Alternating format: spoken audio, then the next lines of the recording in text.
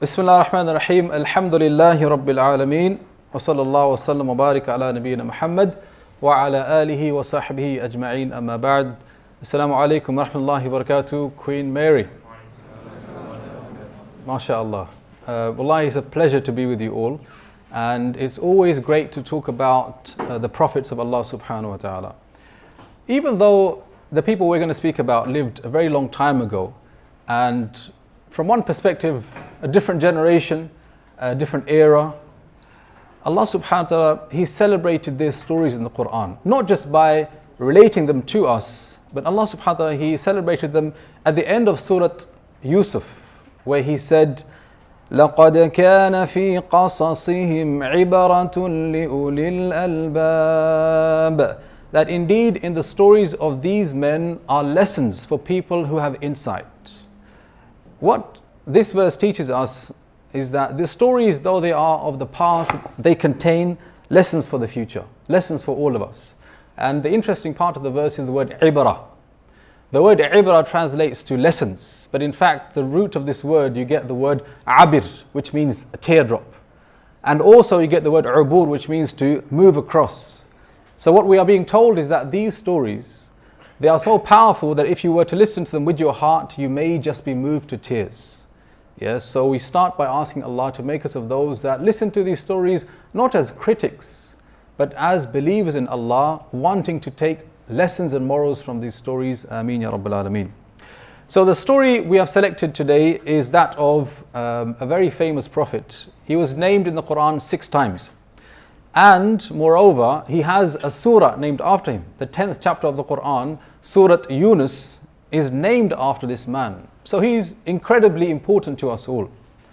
In fact, in the Quran, Allah spoke about him by referring to him in 3 ways.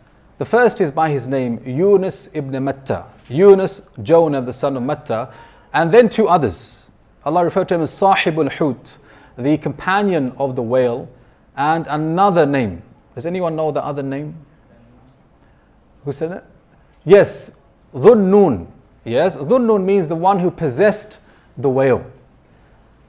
And so in the Quran you find in Surah Safat that the most extensive detailed account of his story is given.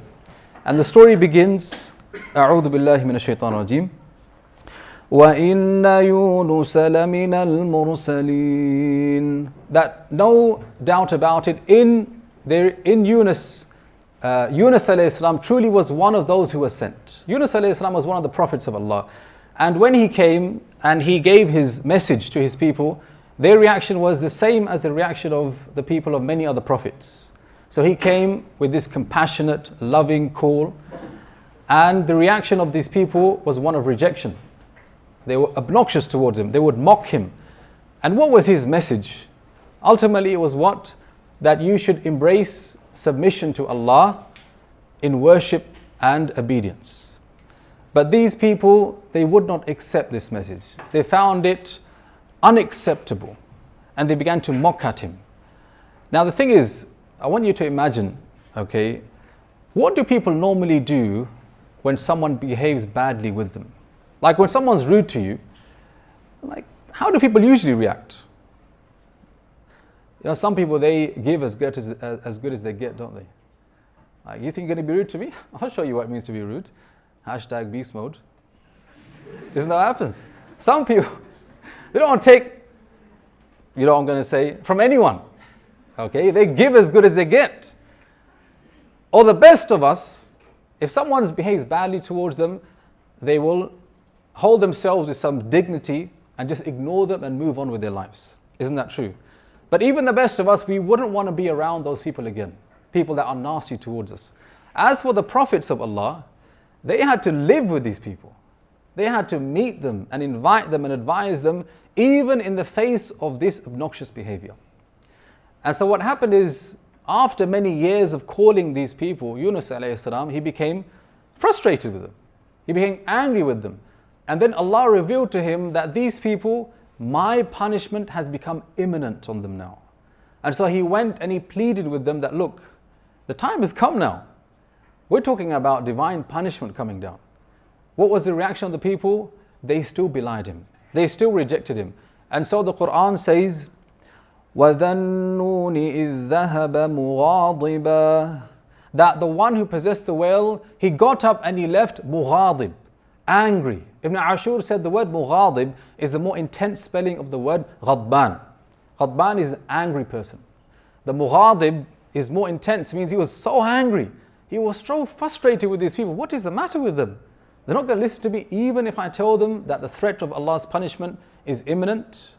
He also said the word can be understood to have a shared meaning. Mughadib, on the pattern of mufa'ala, would mean that they were both mad at each other. Yunus was mad at his people and his people were mad at him. But obviously the anger of the people was totally unjustified. Yes.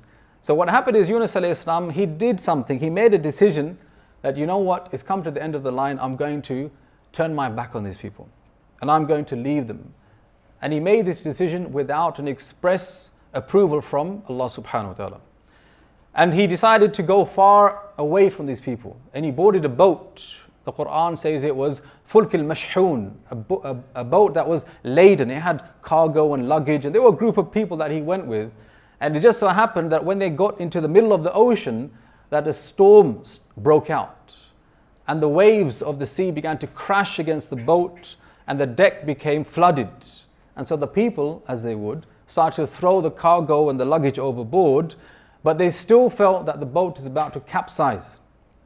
And so what happened is that they decided that, you know what, it's come down to it, that one of us has to jump off this boat in order to lighten the load. And they decided to cast lots, like a lottery. They put their names into a hat or straws, and whoever got the shortest straw with their name on it, then he was the one who had to be thrown off. The first time they cast lots, whose name came out? Yunus alayhi salam. But because of his status as a prophet, the people said, no, we can't accept this. You of all people cannot be thrown overboard. They did it a second time. And the second time, whose name came out? Yunus alayhi salam. And then a third time again, it was Yunus alayhi salam. And at that moment, everyone realized that this is a sign from Allah. And so Yunus alayhi salam, he had to jump overboard into that treacherous water. Now here, Allah subhanahu wa ta'ala says in the Quran, فَالْتَقَمَهُ الْحُوتُ وَهُوَ مُلِيمٌ, that a whale came and swallowed him up whilst he was mulim. The word mulim means he was blameworthy. Allah is saying that the decision he made to leave his people, it wasn't the right decision. He shouldn't have done that. He's blameworthy for that. Ibn Kathir adds some insightful detail here. He said that this huge whale came up from the bottom of the ocean and it emerged at the surface and it split the water, the body of water, into two, and it lunged for Yunus alayhi salam and swallowed him up. And Allah inspired that whale not to break his bones or to tear at his flesh. And so Yunus, he ends up in the belly. And then he said that the whale, it went to the depth of the ocean. And Yunus alayhi salam thought that he was dead. But then he awoke to the sounds which he didn't recognize. These moaning and majestic sounds that were coming from around him. It was completely dark. He wondered what that sound was. And Ibn Kathir said that Allah inspired him. He said, "Inna hada tasbih dawabil bahr," that this is the tasbih of the creatures of the sea. You know that majestic sound of the whale that we make tracks out of today? You know what they put in those, when you go to relax and you hear the sounds of the whale?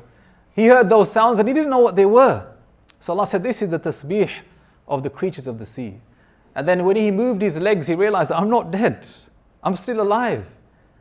And what he did is he tried to find some space in which he could make prostration. Imagine making sujood in that situation, in the middle, in the bottom of the sea. And in that moment, he made a dua that was so powerful that it was heard at the very throne of Allah by the angels that are circumambulating it. And Ibn Kathir says that these angels, they heard this dua. And the Quran says, فَنَادَى فِي الظُّلُمَاتِ, that Yunus, he cried out. The word nida is to shout out, i.e. to call with some longing, desperation. فِي الظُّلُمَاتِ, in the darknesses. Not darkness, but darknesses, because he was wrapped up in darkness. See, the darkness of the sky, the darkness of the water of the sea, and also he's inside the belly of a whale. Wrapped up in darkness, Allah said, he cried out to me. فَنَادَى فِي الظُّلُمَاتِ. What is the dua he made? La ilaha illa anta subhanak inni kuntu min al-zalimin. He said, there is no one worthy of worship except you. Subhanak, glory be to you. Indeed, I am of those who were wrong. Now this dua, it needs some explanation. But before I do that, I just want to share with that story with you that Ibn Kathir related. He said that when he made that dua, it reached the angels of the Arsh. And they said to Allah, Ya Rab, O Master, هذا صوت ضعيف هذا صوت ضعيف معروف من بلاد غريبة. He said, this is the voice familiar to us of a broken person from a place that is very strange. They were asking Allah, who is this person? Allah responded by saying, أَمَا تَعْلَمُونَ مَنْ هَذَا? Don't you know who that is? They said, no, Ya Allah, we don't know. Tell us, who is it? He said, هَذَا عَبْدِ Yunus. This is my slave Yunus. And then the angels were shocked. Like, how come Yunus is in such a dangerous place right now? Why is he crying out? Why is he distressed? And they said, Oh Allah, is this the same man who continuously does good deeds that are accepted, and the man whose dua is never rejected? Allah said, yes, it is him. Then the angels, they said, Oh Allah, have mercy on him who remembers you in times of ease. So please help him in his time of need. Allahu Akbar. That's such a beautiful statement, isn't it? I mean, the angels are making dua on his behalf. And they mentioned one point about him, that Yunus, you know, in times were good, he used to remember Allah in those times. Because of that, oh Allah, please remember him in his difficult time. And so Allah Jalla wa Ala, He caused that well to spit out Yunus alayhi salam.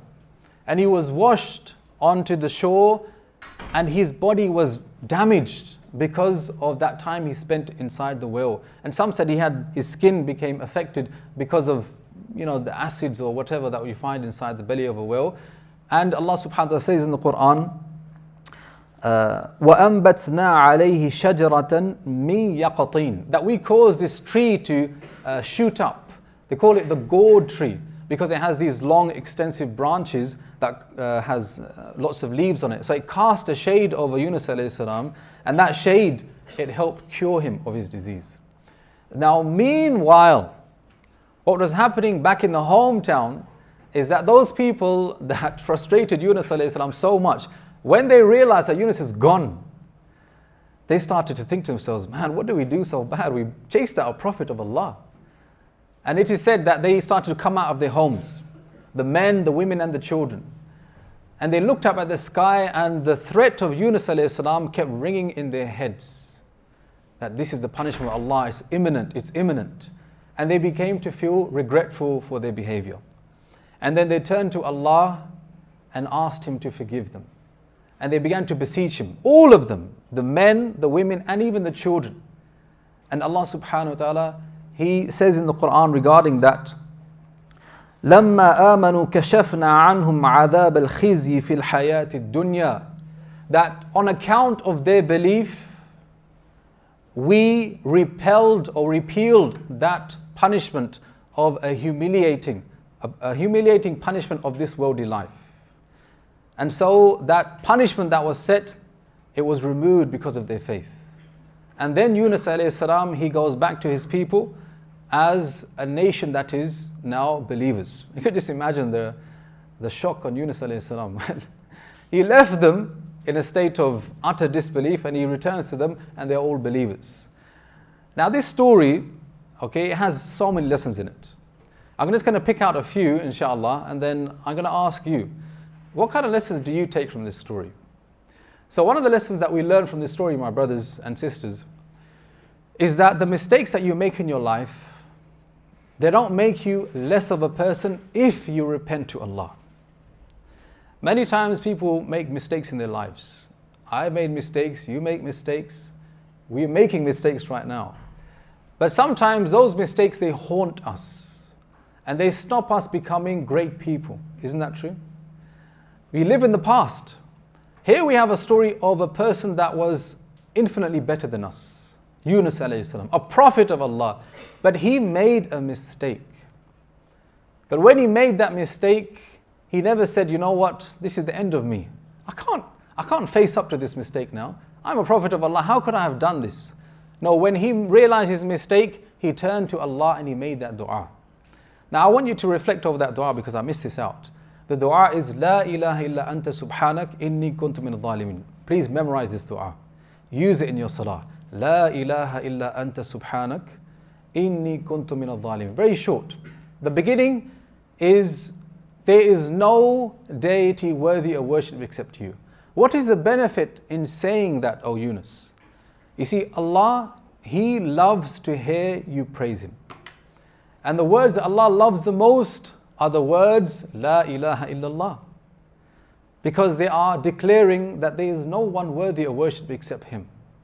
So Yunus alayhi salam, he's calling on Allah in his time of need and he wants Allah to listen to him. So he says words that will please Allah, as if to get the attention of Allah. And then what does he say? Subhanak. Glory be to you. The word tasbih, it can mean that Allah, you are completely flawless.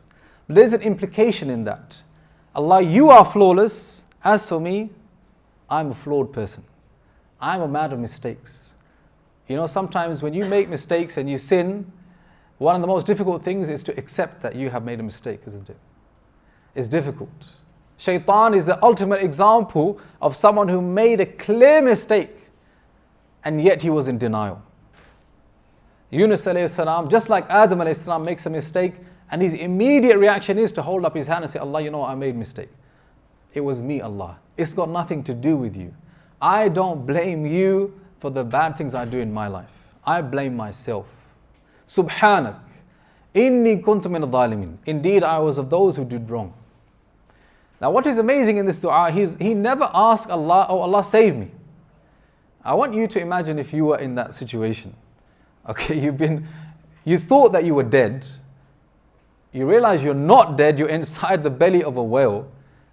What would your reaction be? Except one of panic. Yeah? Your phone's not going to work in the belly of a whale, by the way. You'll be in a state of utter panic.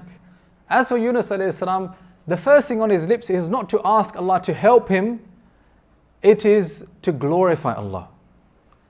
He thinks of Allah more than he thinks of himself. But there's something else here.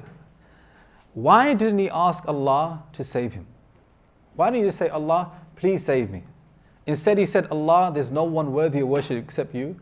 Glory be to you, I was of those who did wrong. Why did you just add at the end, and please save me right now? What do you think? Does he want Allah to save him? Of course he does. So why doesn't he ask Allah? Why doesn't he say it? Oh Allah, save me. What do you think? Queen Mary, we have some high expectations of you. What do you think? Why doesn't he ask Allah, oh Allah, just save me, please bring me back to shore? Half a hand there? Maybe because he's scared. He's scared of asking? I doubt it. Yes, sister. There's no self-contemplation, what he's done, so obviously he's asking, what was the quote again? So he said to Allah, there's no one worthy of worship except you. Glory be to you, I was of those that were wrong. Yeah, because he's looking back on his deed and he's not saying, oh yeah, just forgive me. Because he realized, oh, I didn't tell him that I'm going to leave the people. So why would he say forgive me in that sense? There is self-reflection there, but that's what my point is. He's only said words that show that he's remorseful, he's guilty, he's reflected on his mistake. There's nothing there that suggests, oh Allah, save me. But of course, that's what he wants. Anyone else got a suggestion? Yes.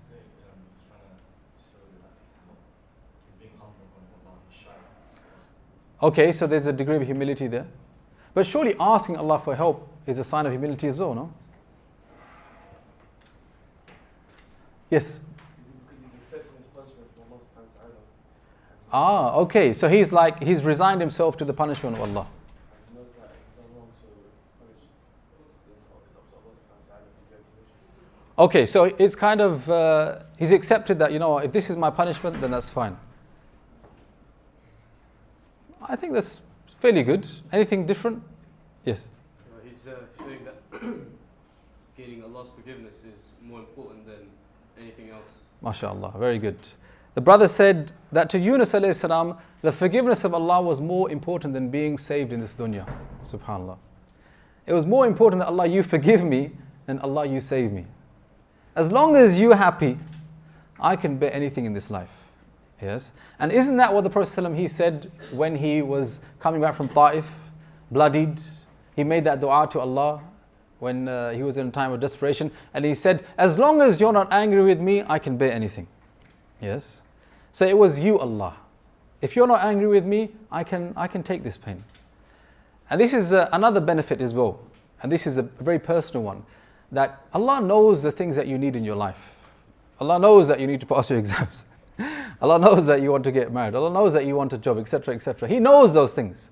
But what He wants to see is that you turn to Him in your times of need and you speak to Him. That's what Allah wants to see. Even if you don't end up spelling out what you want, as long as you turn to Allah in your time of need, He knows what you want. And He will give you the best thing. Okay, so this is a very beautiful dua. And the Prophet said in an authentic hadith that no one says the dua of Yunus except that Allah will respond to him. Yeah? In the Musnad of Imam Hakim, he said this hadith is sahih. That no one makes a dua of Yunus except that Allah responds to him. So this is the first lesson. That the mistakes you make in your life should not dictate your future. Because Yunus alayhi salam, he didn't let that one mistake get the better of him. Another lesson that we learn, my brothers and sisters, is that we are bound to make mistakes in our life. What should we do then? Many brothers and sisters, they have this question, like, I have such low iman right now. What should I do? Yes. Why is it that I have low iman? As if they're frustrated at having low iman. And that's a good sign. But what you're failing to see is that life is up and down. If a prophet of Allah is going to have ups and downs, what about us? What then should we do in our times of low? What we should do is in those times of low, instead of turning to people and complaining, turn to Allah and complain. How many of us actually do that? Look at Yaqub alayhi salam. When his family is torn away from him, what does he do? وَتَوَلَّى عَنْهُمْ. Allah says he turned away from his sons. وَقَالَ. And he said to Allah that my sorrow and my grief, has got the better of me. وَبَيَضَّتْ عَيْنَاهُ مِنَ الْحُزْنِ. And his eyes became white because of grief. He was complaining to Allah. So in your times of low iman, one easy way of removing yourself is to turn to Allah and to complain to Him. Okay, let me ask you now. The story of Yunus alayhi salam, you've heard it. What kind of lessons did you take from it? What things did you learn from it? I'm going to open it up. So anyone would like to start us off? What things did you learn from the story? Yes, at the back there. Very good. The forgiveness of Allah is more important than anything in this world. Very good. What else? Yes. When it's time to make big decisions, turn to Allah for guidance. Very good. Excellent lesson. What else? What about the sisters? What lessons do you learn from the story? Yes, sister, over at the back there. That like an appropriate way to ask Allah for what you need is by stating your weaknesses and showing humility in front of Him. Very good. One of the best ways of having your du'as answered is to ask Allah with a sense of desperation and need. Yes, have a sense of humility in your voice and the way you ask Allah as well. It's not just about saying, oh Allah, please help me pass my exams. You need to speak to Allah and say, Allah, I'm finding it very difficult. I've revised so much. I think my hair's falling out, Ya Allah. Seriously. Like Zakaria alayhi salam, when he asked Allah, oh Allah, give me a son, he asks Allah, he says, Rabbi, وهن العظم مني واشتعل الرأس شيبة. He says, oh my master, وهن العظم مني. He says, my bones, they become weak despite of me. Like, I don't want to be old, Allah, but my bones are going old right now. وَاشْتَعَلَ الرَّأْسُ شَيْبًا. And ishti'al has happened to my head. Ishti'al is the tip of a flame, the white part of a flame. He says, my hair is gone white and is kind of gone with the wind. He's like crying to Allah, I'm so old, Allah. I'm coming to the end of my life, Allah. Please, I fear for my progeny. Give me a son, Ya Allah. Do you see? So another lesson we learn, I want you to write this down, is that the way you ask Allah is as important as what you ask Allah. You need to learn to show desperation in your du'as to Allah. If you want Allah to forgive you, if I want Allah to forgive me, you got to ask Him. You got to ask Him in a way that shows you want it. Yes? So don't be short and sharp. Rather, have a conversation with Allah. Any other lessons? Yes, and I'll come to you, inshallah. Allah tests people for like positions of leadership. So no matter what status you are in society, Yep. your position, you have to put it to the best of your ability rather than just leaving halfway through. Okay, I mean, maybe it needs more thought, but if Allah subhanahu wa ta'ala gives you a responsibility, then you need to see all the way through.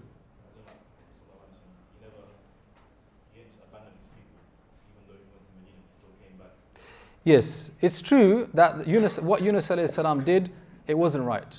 Yeah, but to extract a general lesson from that, because to be honest, a person doesn't really know that Allah has given him this commitment in life. Yeah, but generally speaking, you have commitments that you know Allah has made obligatory on you. You can say, yes, you should fulfill them, but don't compare that to Yunus alayhi salam. Yeah, even the Prophet ﷺ, he said that no one should ever say that I am better than Yunus, meaning the Prophet ﷺ is better than Yunus alayhi salam. Maybe he said that because people would think less of Yunus alayhi salam. But the Prophet said, no one should ever say something like that. Yeah? Though we acknowledge it was a mistake, just like Adam alayhi salam and other prophets made a mistake, we are very sensitive when we speak about those things. Okay, you wanted to say something? Your relationship with your Lord is the most important. Very good. Your relationship with Allah is more important than your relationship with people. Yeah, let's say it like that. And that's a very good point. Especially when you're young, what people think of you matters the most, isn't it? I mean, think about social media. Did you hear about this story in America, okay, where this lady, she shot her boyfriend at point blank range as part of a stunt that went wrong? Did you hear about the story? So what happened is that she put it on social media that, look, we're going to do this stunt, okay, I'm going to shoot my boyfriend. And he's going to have this telephone directory held up against his chest. I'm going to shoot him at point blank range. It's not going to go through, but let's see what happens. So they went outside their home and all the neighborhood gathered together to see this stunt. I mean, they're as bad as them, isn't it? Seriously. Coming together to watch this. And then she put it on Facebook Live as well. So there was loads of people watching. She pulled the trigger and the bullet went straight through the directory into his chest and he died. And when she was taken to court and asked, why did you do this? You know what she said? She said, my boyfriend and I, we just wanted to increase our social media presence. Can you imagine? People are literally dying to become famous. And what people think of them matters the most to them. But as for the prophets, what Allah thought of them matters more than what people think of them. And to be honest, that's very powerful. Yeah, because that will drive your decisions in the right direction. If you're not worried too much about what people think of you and you're more concerned about what Allah thinks of you, believe me, it will help you make good decisions in your life. Okay, any final lessons? Yes, Sakhi. With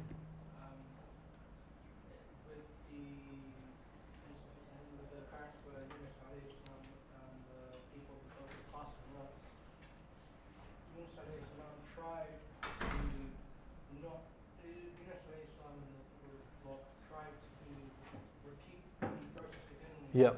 However he came to accept it, which is like us where we have to try our utmost to perform as well as we can. Yep. We have to respect the partner of Allah. Okay, very good. The part of the story where the lots are being cast and Yunus' name comes out once, twice, thrice, okay, and he accepts that this is what's going to happen to him. The brother said that's in that there's like a lesson that in life, okay, we are supposed to try our best to do the things that we believe is right. Yeah. But ultimately, if Allah's qadr is dictating it in another direction, our reaction shouldn't be one of becoming frustrated, but rather it should become one of submission. Yeah. Sometimes you try and you try and you try. And you're trying for something good, not something bad, but it's not happening. Don't become overly frustrated. Yeah? Rather accept that this is the decree of Allah subhanahu wa ta'ala. Okay, I've got one final lesson I want to share with you. Anyone else would like to say something before that? Yes? We always tend to forget when Allah subhanahu wa ta'ala in good times or Excellent. MashaAllah, very good. You picked up on that one statement from the angels. The angels said about Yunus alayhi salam, this is a slave who remembers you in good times.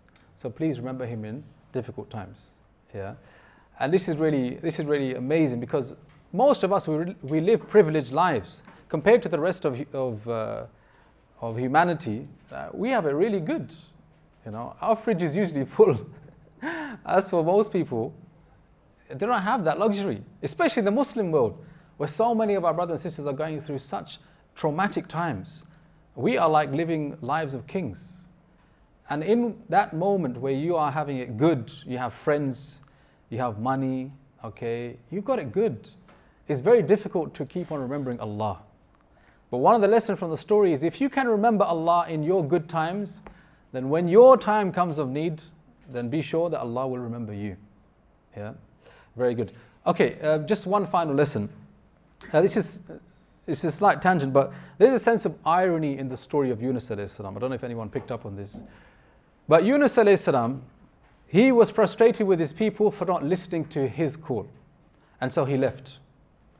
In his absence, without somebody actually advising them, the people themselves became reformed and guided. True or not? And then he comes back to find that, you know what? Everything's fine. They've actually started to believe, even without me being there. And in that there is a lesson that guidance truly does come from none other than Allah. If Allah wants to guide someone, you could be in the worst company and have no one good around you, but if you are faithful to Allah, if you're sincere with Allah, then just be sure Allah will guide you. And that's amazing, isn't it? Sometimes it's difficult to find good company. Yeah? Many of us, we choose our friends based on personality, isn't it? Based on banter. But subhanAllah, we should choose our friends based on how much they remind us of Allah. I remember when I started college, I wasn't that practicing. I didn't have a beard or anything. I used to pray 5 times. But I said to myself, the first day I'm going to go to college, I'm going to find the brother with the biggest beard, and I'm going to say to him, bro, I want to be your friend. Even if I don't like him. Yeah. And wallahi, the first day at college, I remember that in the first lesson before the break, I spotted this brother with a thoban and he had a beard, and I said to myself, you know what, Bismillah. I went up to him, I said, bro, listen, I'm new here, should we go pray together? He said, yeah, let's go pray. And wallahi, I became best friends with him. Yeah, Muhammad, I became best friends with him. And today, my mother always reminds me about him. She says, make sure you make dua for Muhammad, because when you were off the rails, he came to help you. Yeah. So it's very important that you have good company. Okay, هذا وصلى الله وسلم على نبينا محمد وعلى آله وصحبه أجمعين. جزاكم الله خير for inviting me here. Wallahi, it was a pleasure spending time with you. May Allah subhanahu wa ta'ala accept this as a gathering that we are pleased with on Yawm al-Qiyamah. Ameen.